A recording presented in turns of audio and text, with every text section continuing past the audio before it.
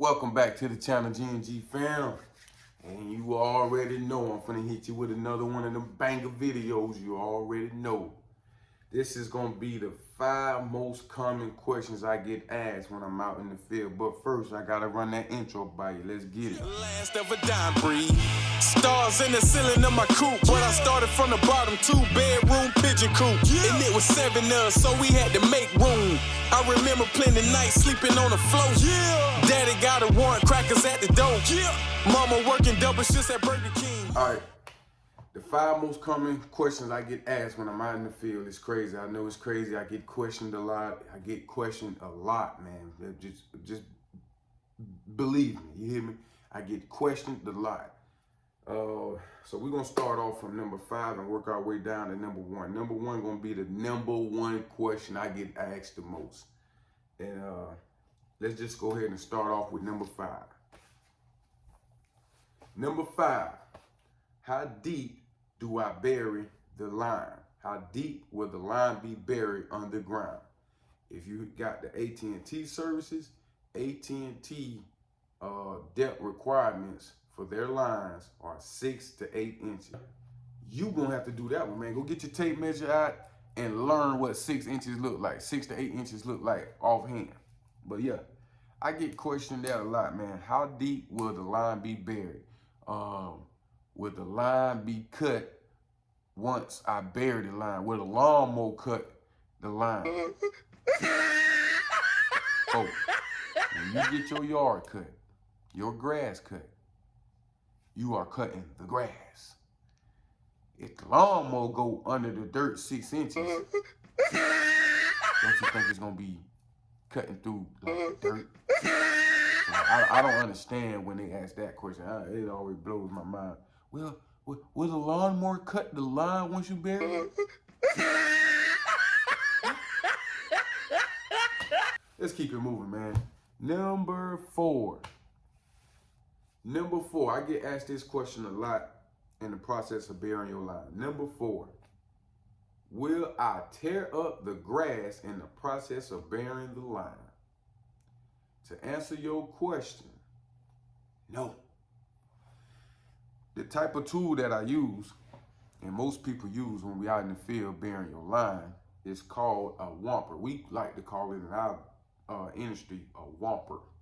It's basically a sod cutter that's basically splitting the ground in half, and when you pushing on the whomper from forward to backward stroke like this, you basically widening out that trench to where you it's like this. Like if this was the whomper, it go boom, and then you do this, and then you do that.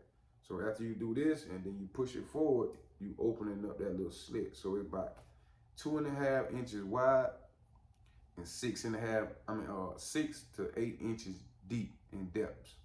So understand, once the ground open up and the line get placed into the ground, all it is just you stumping the ground back to normal state once again. So to answer the question, will I tear up your grass in the process of burying your line? No. You're gonna have a small little streak of a line in your grass where the line was broke. Where the grass was basically sliced in order to open up the ground. So yeah, you're gonna have that small little slit in the ground, in the grass, to where it's gonna, the color of the grass gonna fade a little bit to where it's a little yellow. But if you have good soil, you go out there and be a good patron to your grass, and you water your grass, and you the type of person who keep your yard up, right? Right. Okay then. So you will be okay, okay? Your grass will be okay. Don't worry about the grass. Grass is meant to grow. It is grass, folks. It will grow back, okay? Do not beat down the contractor about, hey, is you gonna put some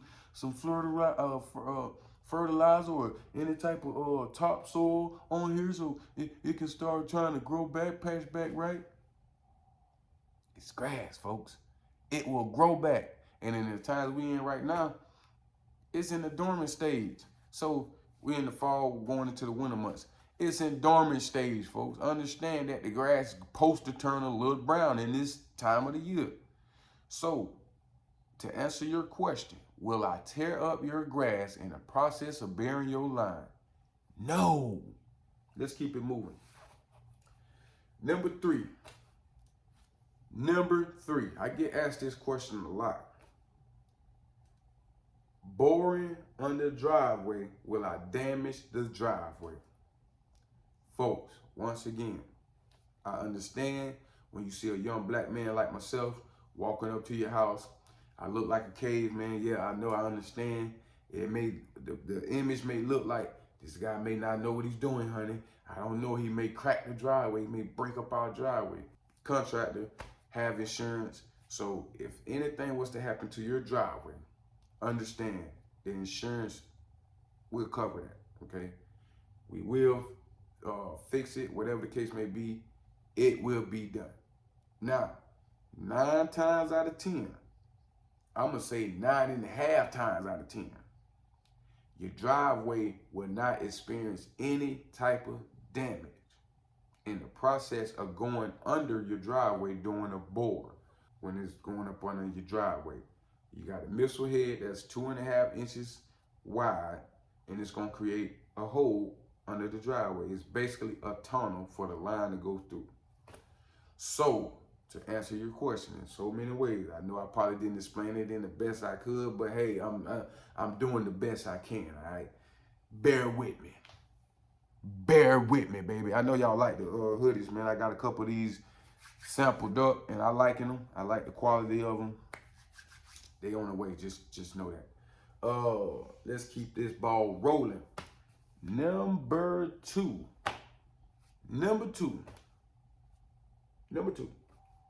Will I lose service while installing your new replacement line? I get asked this question a lot.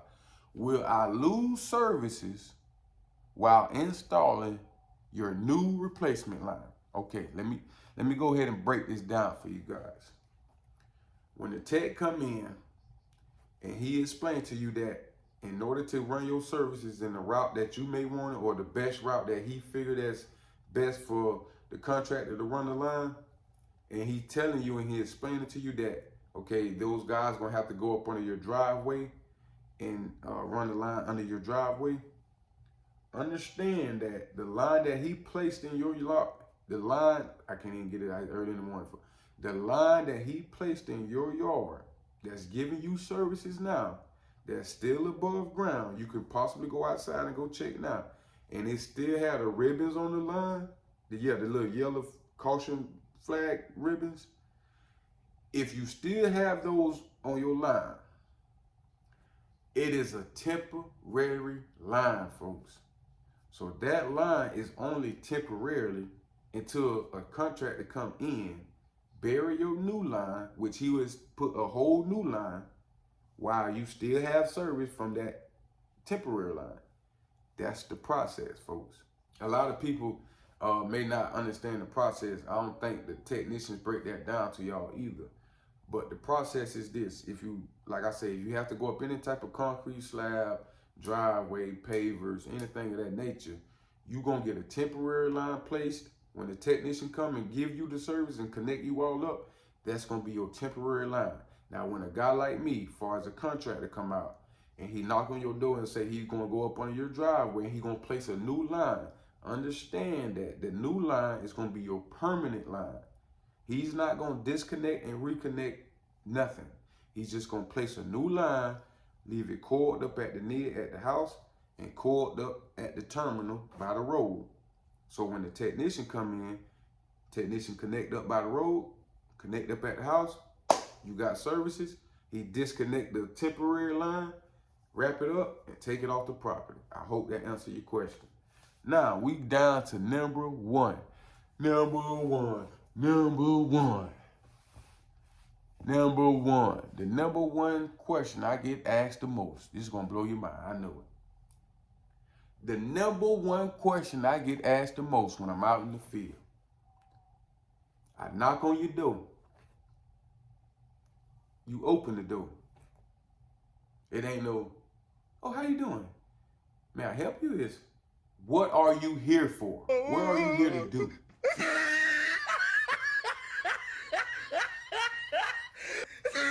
What are you here to do? I get asked that. I know I know I look like a criminal. I know I may fit the image of a criminal. I know I may look like a caveman. I know I'm a black man for sure. But folks, let's be honest, all right? For the majority of the times, I'm gonna have on a roadside yellow, orange, any type of shirt of that nature that's highlighting, explaining in so many ways from just my attire that I'm here to work. You know what I mean? I'm actually here to do a job, you know what I mean? But that is the number one question I get asked the most, man. What are you here to do? Now, didn't you just order the AT&T services? Less than like 2 to 3 weeks. I know some of y'all line been out there a whole month, 2 months, 3 months. In some cases, I ran into one guy, line been out there. Well, he was in the country, but his line was out there for over 7 months. But that's the number one question I get asked the most. What are you here to do? And I'm just clearly like, I don't get it. You see my truck, you see my trailer, and in so many ways, the way I park when I pull up to your house, you're gonna see my sign on the back of my truck. So it's indications that I'm here to do a job. But that's gonna wrap it up, folks. That's the 5 most common questions I get asked the most when I'm out in the field. I know it's crazy, right? It's crazy, man. It's the contractor lifestyle. But you already know, man. Till next time, folks, I appreciate you watching. I appreciate you sticking in with the channel. Hit that like button, hit that subscribe button. Get down in the comment section. Tell me what other questions you think I may get asked in the field. I might have skipped 1 or 2, but them are the 5 most common questions I get asked in the field. Till next time, folks, you already know. Last of a dime breed. Stars in the ceiling of my coupe, but I started from the bottom, 2-bedroom pigeon coop. And it was 7 of us, so we had to make room. I remember plenty nights sleeping on the floor. Daddy got a warrant, crackers at the door. Mama working double shifts at Burger King.